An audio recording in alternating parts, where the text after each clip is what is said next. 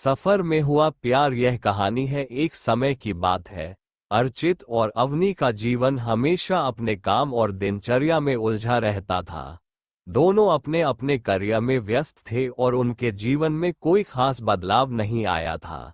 लेकिन भाग्य ने उन्हें एक यात्रा पर मिलाने का फैसला किया।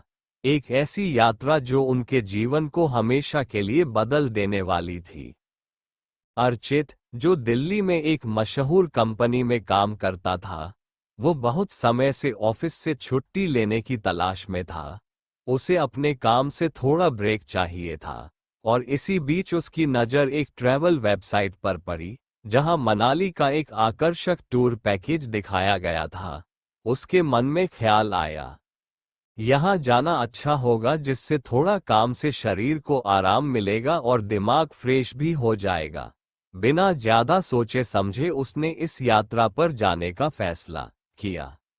दूसरी ओर अवनी, जो एक स्वतंत्र लेखिका थी, अपनी अगली किताब के लिए प्रेरणा की तलाश में थी। उसकी लेखनी में नया रंग भरने के लिए उसने सोचा कि क्यों न पहाड़ों की सैर की जाए। जब उसने मनाली का नाम सुना, तो उसका दिल तुरंत वहां जाने के लिए मचल गया। ट्रिप पर एक साथ वक्त बिताना, सफर में प्यार का इजहार। यात्रा के दिन दोनों बस स्टैंड पहुंचे। अर्चित और अवनी दोनों एक ही बस में सफर करने वाले थे, लेकिन वे एक दूसरे से अनजान थे।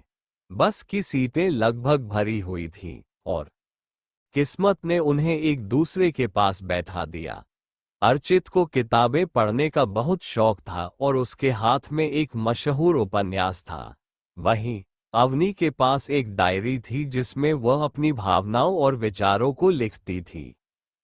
जैसे ही बस ने अपना सफर शुरू किया, दोनों अपने अपने काम में मशगूल हो गए।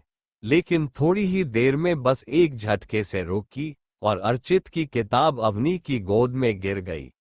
अवनी ने किताब उठाई और उसे अर्चित को वापस देते हुए मुस्कराई। यह मुस्कान वह पहला पल था जिसने उनके बीच एक अनजानी डोर को बांध दिया।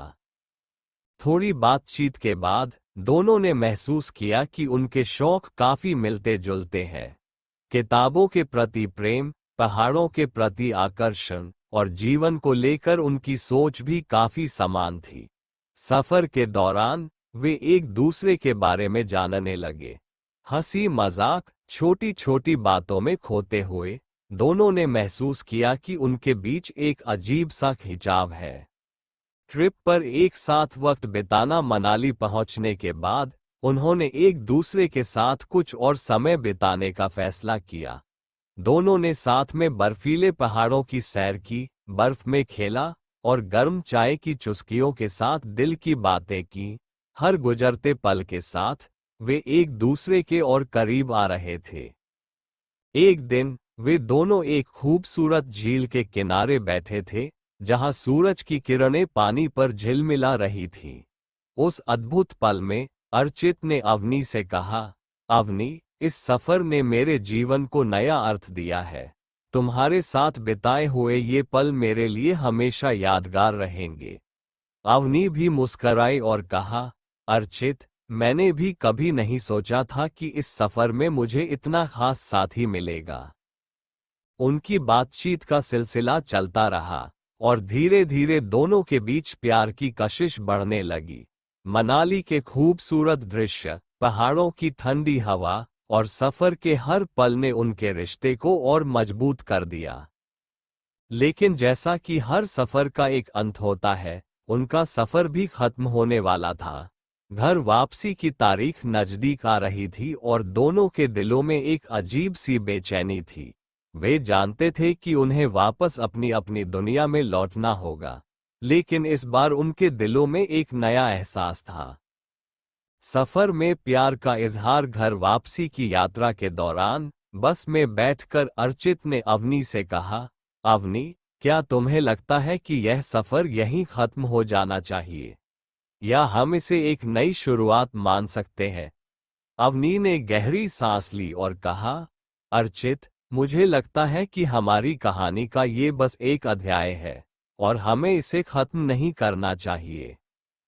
दिल्ली पहुंचते ही उन्होंने अपने रिश्ते को एक नया नाम देने का फैसला किया।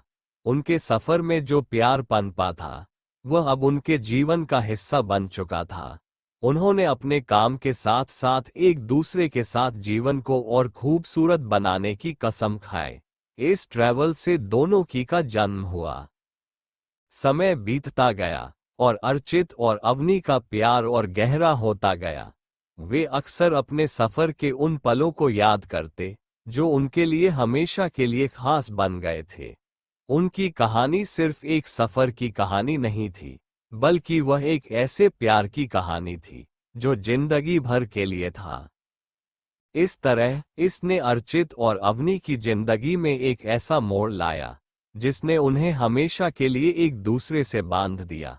उनके प्यार की यह कहानी आज भी उनके दिलों में गूंजती है, जैसे वह सफर और उसकी यादें कभी खत्म नहीं होंगी। कहानी यहीं पर समाप्त होती है। कहानी सुनने के लिए बहुत बहुत धन्यवाद। आप लोगों को कहानी अच्छा लगा हो तो अनमोल ज्ञान हिंदी कहानी इस चैनल को लाइक और सब्सक्राइब करें। आप लोगों को दिल से धन्यवाद।